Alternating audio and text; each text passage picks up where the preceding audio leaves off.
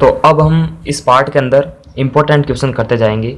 देखिए मैंने important question इसलिए लिखा है क्योंकि रीजनिंग के अंदर सादृश्यता का जो टॉपिक है उसमें हर प्रकार का क्वेश्चन जो आपके आंखों के सामने आ रहा है वो इम्पोर्टेंट ही है, क्योंकि रीजनिंग का जो सादृश्यता का टॉपिक है उसमें कभी भी फिक्स नहीं होता कि क्वेश्चन जो पढ़ाए हैं वही आएंगे, लेकिन इन क्वेश्चन को सॉल्व करने से अपनी जो मैच्योरिटी है वो क्या होती है, ज़्यादा हो जाती है। मैच्योरिटी जो अपना सादृश्यता को सॉल्व करने का जो तरीका होता है क्वेश्चन का वो हमारे अंदर बढ़ने लगता है। ठीक है, तो ये सादृश्यता का टॉपिक जो है ये जीके से ज़्यादा इंपॉर्टेंट है। इसमें सारे के सारे सब्जेक्ट आ जाते हैं, सारे का सारा नॉलेज इसके अंदर आता है। तो जितने ज़्यादा क्वेश्चन होंगे उतनी ज़्यादा मैच्योरिटी अपने को हासिल हो जाएगी।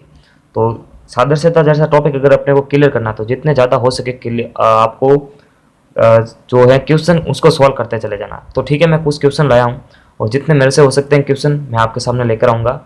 तो देखिए पहला क्वेश्चन है स्वप्न वास्तविकता इसके अनुपात में ये हैं और तो समानुपात में झूठ का क्या होगा। तो पहले बताया था इस प्रकार के क्वेश्चन में क्या होता है कि तीन शब्द होते हैं, दो का अपने आप से एक रिलेशन होता है। ठीक है, दो का अपने आप से रिलेशन है, तीसरे का वही रिलेशन ऑप्शन में दिए हुए शब्दों से अपने को बताना। तो देखो स्वप्न वास्तविकता, अब स्वप्न और वास्तविकता में क्या संबंध है। देखो स्वप्न और वास्तविकता दोनों एक दूसरे के उल्टे हैं, यानी विलोम शब्द है। तो झूठ का विलोम शब्द क्या हो सकता है, झूठ का विलोम शब्द होगा सच। ठीक है, सत्य होगा। तो ये समझ में आ रहा है। उसके बाद देखिए पाउंड और येन समानुपात में है पोलो, इन दोनों का संबंध एक दूसरे से क्या है, पाउंड और येन क्या है, मुद्राएं हैं।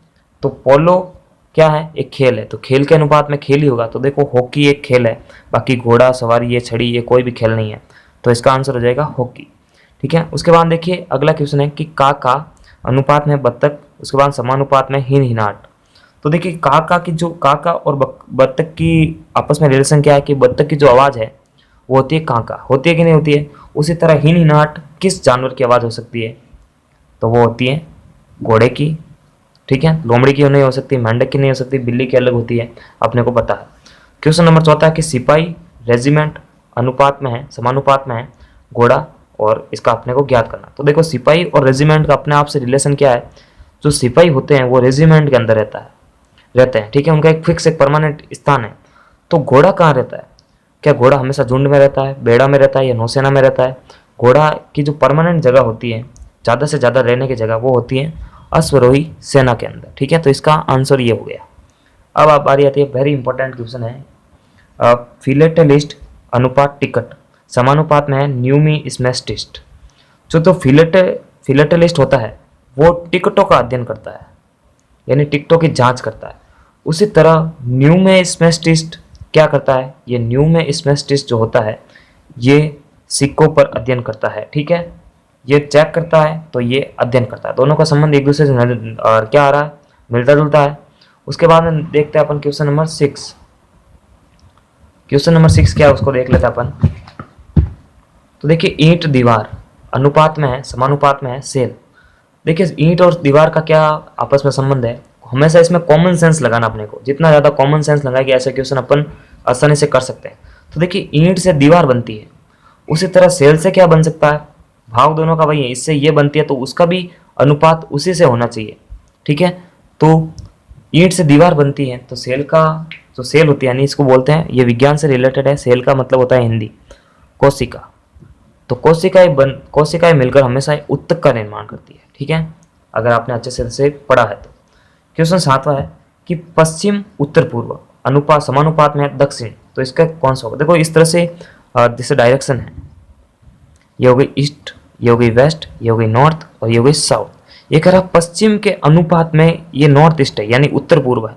तो देखो इस भाग को छोड़कर इस भाग में इसका अनुपात दिया गया, तो ये बोल रहा कि दक्षिण का अनुपात कौन सा होगा। देखो ये दक्षिण ये है, दक्षिण के लिए यह भाग है, तो इस एक भाग को छोड़कर इसका अनुपात क्या हो सकता है, क्या होगा, उत्तर पश्चिम। ठीक है, तो इसका हो जाएगा ये। ध्यान देखो इसके एक भाग को छोड़कर इसके सामने का अनुपात ये है, तो इस डायरेक्शन के लिए इस एक भाग को छोड़कर इसके आगे वाला अनुपात कौन सा है, ये नॉर्थ वेस्ट, यानी उत्तर पश्चिम। ठीक है, तो उसके बाद में 8वां क्वेश्चन है कि मरुद्यान अनुपात में, ये समानुपात में नहीं है, ये अनुपात में है, मरुस्थल समानुपात में यहाँ पर नहीं दे रखा है, उसके बाद देख रहा सागर।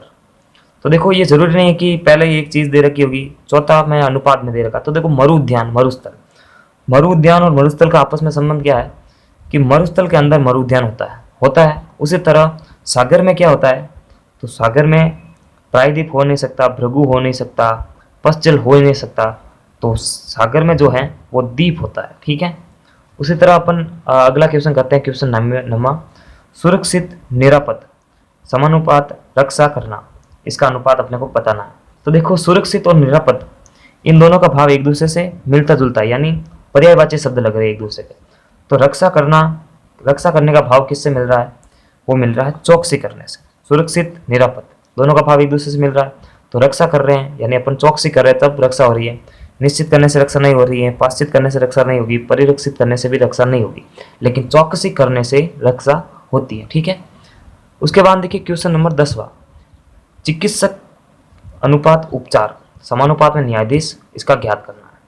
तो देखिए चिकित्सक और उपचार का आपस में संबंध क्या है कि जो चिकित्सक होता है डॉक्टर, ये उपचार करता है। उसी तरह इसका कार्य अगर ये है तो न्यायाधीश का कार्य क्या होगा, न्यायाधीश करता है निर्णय करता है, ठीक है, दंड दे नहीं सकता, ठीक है। तो इसका मतलब इसका जो सेंस इसके साथ में मिल रहा है वही का वही सेंस तीसरे शब्द का चौथे शब्द के साथ में मिलना चाहिए। तो हर क्वेश्चन में यही हो रहा है।